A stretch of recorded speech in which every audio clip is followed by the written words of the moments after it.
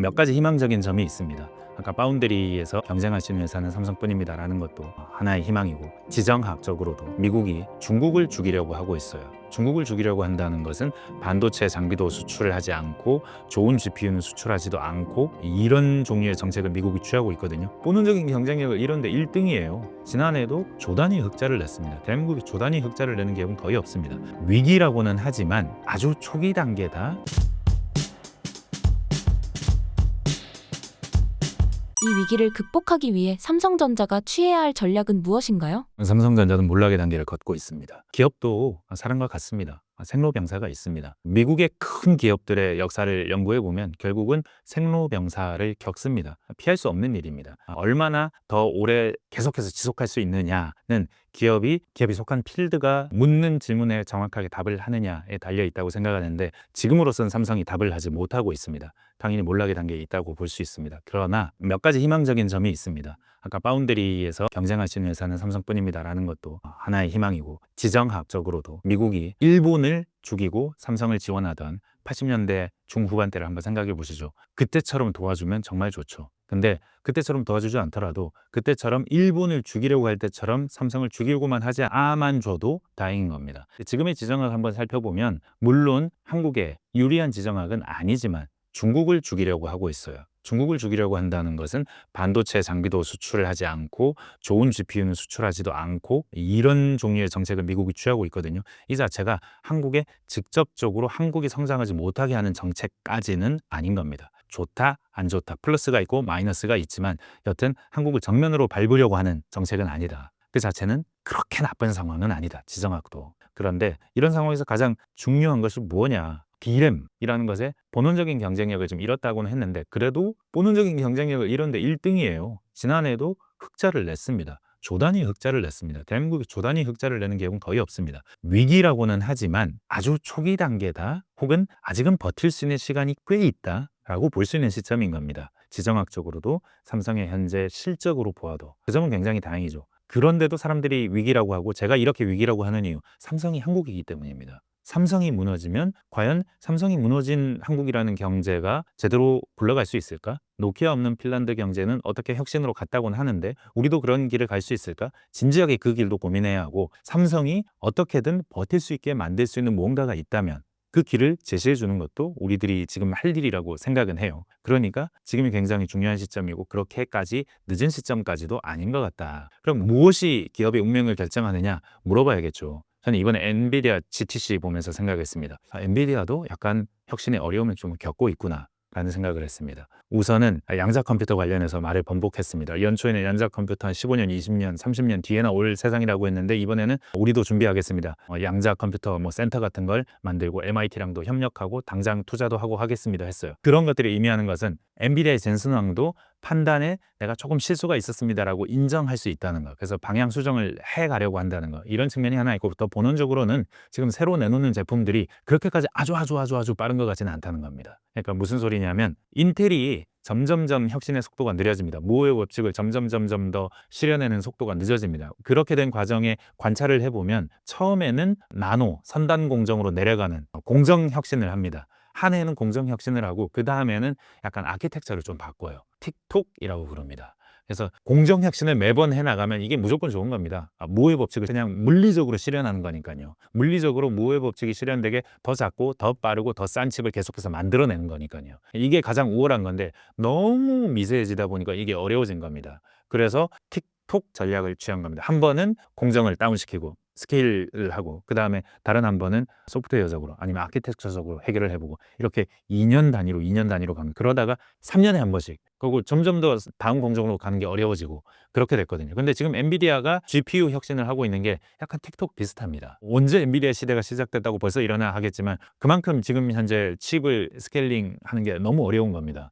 그러니까 이를테면 GPU라는 게 블랙웰이 이제 울트라가 됩니다. 작년이 블랙웰, 올해가 울트라. 근데 블랙웰이라는 게 작년에 중하반기에 나오기로 했었는데 못 내요. 그래서 작년 하반기가 돼서 겨우 출시가 됩니다. 그리고 이번에 블랙웰 울트라가 나오는데, 울트라는 블랙웰의 다이를 약간 키우고, 말씀드렸지만 HBM을 지금까지 8단 HBM을 썼던 게 12단 HBM을 써서, 그래서 HBM 용량이 1.5배가 되는 거. 이 정도 차이가 있는 진 겁니다. 큰 틀에서는 작년 제품과 크게 다르지 않아요. 내년에 나오게 된다는 루빈, 이 되면은 공정이 달라지는 겁니다. 그러니까 틱톡인 거죠. 틱톡이라는 건 인텔에서도 말씀드렸지만 물리적으로 3단 공정으로 가는 게 힘들어졌기 때문에 나오는 현상입니다. 그리고 이 과정에서 HBM에 의존하고 있고 GPU가 빨라지는 속도가 그렇게 빠르지 않은 것 같다라는 점을 확인할 수 있어요. 근데 고객사들은요, 엔비디아가 빠르지 않다고 기다려주지 않습니다. 인텔이 빠르지 않을 때 처음에는 기다려주다가 이거 안 되겠다, 우리가 직접 해봐야겠다 하고 나온 게 각 회사들이 설계를 하고 TSMC에 맡기는 모델입니다. 그래서 지금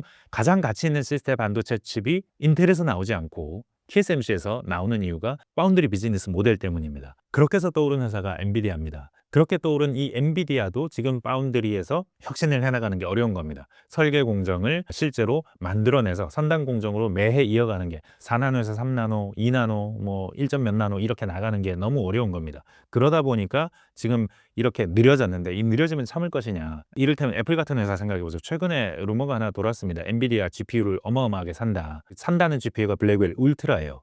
B300입니다. B300으로 다이를 만든 GB300, 그리고 GB300을 렉으로, 이렇게 큰 렉으로 만든 이런 걸 엄청나게 구매하겠다는 거거든요. 그 이유는 지금 시리 인텔리전스가 잘 안 돼요. 애플 인텔리전스가 잘 안 돼요. 공개를 하겠다는 시점을 계속 늦추고 있어요. 그렇게 된 이유가 물론 소프트웨어 측면도 있겠지만 하드웨어 측면도 있다고 판단하는 것 같아요. 하드웨어를 확충하는 겁니다. 근데 엔비디아 GPU가 제일 좋으니까 이걸 사요. 근데 이걸 사서 해결이 되면 좋은데 말씀드렸다시피 엔비디아도 속도를 향상시키는데 어려움을 겪고 있습니다. 이 일이 반복되면 애플이든 어떤 급한 회사들은 자기들만의 솔루션을 또 찾게 될 겁니다. GPU가 아닌 다른 미래, 아니면 내 기기에 최적화된 GPU를 내가 설계해서 직접 맡겨버리는, 그러려고 브로드컴이라는 회사가 설계를 해주고 다양한 회사들이 거기 붙어서 AI 시대를 준비하고 있는 겁니다. 이 시대가 지금은 엔비디아의 시대지만 혹시 엔비디아의 시대가 아니게 될 확률, 이게 엔비디아를 위협하는 근본적인 요소입니다. 지정화가 아닙니다. 지금 뭐 중국이 엔비디아 제품을 안 받겠다 하는 얘기도 하고, 환경적인 이유. 미국에서는 엔비디아가 지금 H20을 중국에 계속 수출하고 있는데 언제까지 저거 내버려 둘 거냐 얘기하고, 중국은 안 받겠다고 하고, 정말 신경 쓰이죠. 하지만 신경 쓰이지만 그게 신경 쓰이는 것일 뿐인 겁니다. 근본적으로 엔비디아 칩을 안 살 수 없는 상황이면 살 수밖에 없을 것이고, 중국은. 그리고 미국도 엔비디아를 망하게 만들 생각이 아니라면 어떻게든 엔비디아 숨통을 열어줄 수밖에 없을 것이고, 근본적으로는 엔비디아가 더디게 기술 혁신을 하게 되거나, 엔비디아가 아니면 엔비디아의 경쟁 기업이 엔비디아보다 더 잘하는 상황이 오거나, 그러면 안 되는 겁니다. 똑같은 얘기를 삼성에 대해서도 하고 싶은 겁니다. 삼성을 망하게 하는 건 지정학이 아닐 겁니다. 지정학은 삼성을 망하게 할 만큼 삼성을 향해서 겨냥하고 있지 않아요, 지금. 그런 차원에서 보면 충분히 극복할 수 있고 지금까지 잘 해왔고 이건 어렵지 않을 겁니다. 삼성이 지금 이재용 회장이 중국에도 갔었고 미국에도 가고 다양하게 지금 활동하고 있습니다. 그런 측면에서는 어려움이 아니고 근본적인 건 기술이고 경쟁자입니다. 기술적으로 지금 맨 앞에 있습니까? 아니란 얘기가 지금 제가 1시간 이상 한 얘기입니다. 그런데 경쟁자들이 어떻습니까? TSMC가 파운드리는 너무 잘합니다. HBM은 하이닉스가 너무 잘합니다. 일반 D램조차 하이닉스가 삼성보다 빠릅니다. 이런 상황인 겁니다. 그러니까 제가 강조하고 싶은 게 보이실 겁니다. 다른 종류의 어떤 요소가 아닙니다. 정치 요소가 아닙니다. 한국의 어떤 정치 집단이 들어서고 세계적인 국제 정세가 어떻게 되고가 중요한 게 아니고, 결국 삼성의 운명을 결정지을 것은, 지금 몰락의 사이클에 들어가 있을 수도 있는 이 삼성의 운명을 결정짓는 것은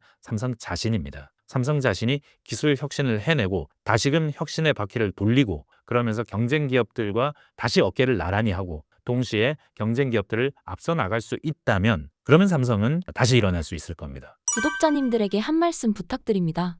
스테레오타입을 경계해야 된다고 생각합니다. 사람들이 흔히 생각하는 이야기보다 실제 이야기는 훨씬 더 깊다. 이를테면 삼성의 사직생 발언이 나왔을 때 그 발언의 의미를 저는 부여할 수가 없습니다. 과거의 프랑크푸르트 선언을 면밀히 보거나 도쿄 선언을 면밀히 보면 그렇습니다 라는 얘기를 했고요. 또 방금 전에 얘기했던 것들 중에 그런 것도 있었죠. 파운드리에서 삼성은 근본적으로 안 됩니다. 고객과 경쟁하고 있는데 누가 이를 맡깁니까? 그 말에 동의하지 않는다고 말씀드렸습니다. 삼성은 그렇지 않은 회사다. 그런 과정들을 극복해온 회사다. 특히 모든 부분에서 경쟁하고 있는 것도 아니에요. 테슬라와 경쟁하고 있지 않고요. 아마존과 경쟁하고 있지 않습니다. 그러니까 삼성은 경쟁하지 않는 바운드리를 할 수 있는 여력도 충분히 있고 시장은 그만큼 넓습니다. 동시에 또 하고 싶은 말은, 재무쟁이가 득세하면 안 돼. 너무 돈 계산만 하다 보면 그 회사는 망조가 들어. 그 IT 회사는 망조가 들어. 기술의 중심인데. 맞죠? 중요한 말입니다. 중요한 말인데 돈 계산을 안 해도 망합니다. 그러니까 삼성처럼 거대한 회사가 돈 계산하지 않고 앞뒤 재어보지 않고 사업에 투자하고 진출하고 그렇게 해도 굉장히 위험한 상황을 초래합니다. 어쩌면 파운드리에서 너무 많은 돈을 초기에 쏟아부어서 준비가 되지 않은 상태에서 돈부터 쏟아부어서 실패한 것일 수도 있어요. 그것도 실패일 수도 있고 재무가 중요하지 않다라고 생각하는 말도 위험할 수 있습니다. 그러니까 재무도 중요합니다. 삼성처럼 큰 회사는 이를테면 대한민국처럼 큰 경제는 물론 새로운 성장 동력을 찾아내는 것도 중요하지만 지금 하고 있는 일들에서 실수하지 않는 것도 중요합니다. 중요한 건 밸런스입니다. 혁신을 만들어낼 수 있는 힘을 돈 계산을 하다가 잃어버리면 안 된다라는 이야기입니다. 그러니까 스테레오 타입이 중요한 것이 아니고요. 우리 현실에 맞는 이야기, 그리고 삼성이라는 기업이 가진 근본적인 경쟁력과 근본적인 가능성을 충분히 고려하는 이야기를 해야 된다라는 게 제가 독자 여러분께 강조드리고 싶은 부분이고요. 그런 측면에서 보자면 제가 이번에 낸 삼성전자 시그널이라는 책은 바로 그런 측면에서 삼성이라는 기업을 평면으로 보지 않고 깊이로 보고 좀 더 본질에 다가가서 삼성의 문제가 무엇인지를 진단할 수 있다. 그래서 꼭 일독을 해보시면 좋은 인사이트를 얻을 수 있다라는 생각이 든다라고 말씀드리고 마무리하겠습니다.